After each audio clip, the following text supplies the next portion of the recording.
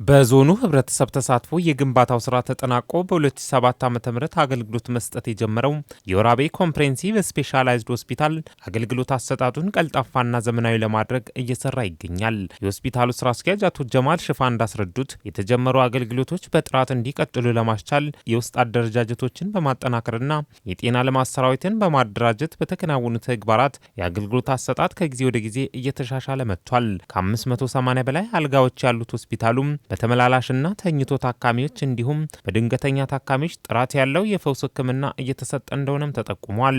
የሆስፒታሉ የነርሲንግና ሚድዋይፈሪ ሰርቪስ ዳይሬክቶሬት ዳይሬክተር አቶ ረዲ ኢሳ በድንገተኛና ተመላላሽ ሕክምና የጤና አገልግሎት በመስጠት ስራ የጀመረው ሆስፒታል አሁን የአገልግሎት አሰጣጡን በማሳደግ በክልሉ ከዚህ ቀደም ወላይታ ሶዶ ሪፈራል ሆስፒታል ብቻ ይሰጥ የነበረውን የአጥንት ሕክምና አገልግሎት ስራ መጀመሩንም ተናግረዋል። የእናቶችና ህጻናት ሞት ለመቀነስ አዳዲስ የሕክምና አገልግሎት መስጫ መሳሪያዎችን በማሟላት ትኩረት ሰጥቶ እየሰራ እንደሚገኝም አመልክተዋል።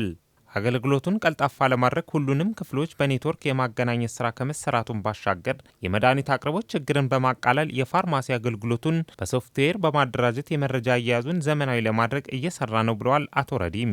በሆስፒታሉ ሲገለገሉ ከነበሩ እናቶች መካከል አንዳንዶቹ በሰጡት አስተያየት የጤና አገልግሎት አሰጣጡ ከጊዜ ወደ ጊዜ እየተሻሻለ በመምጣቱም በአጭር ጊዜ ውስጥ የተሻለ አገልግሎት እያገኙ መሆናቸውን ተናግረዋል።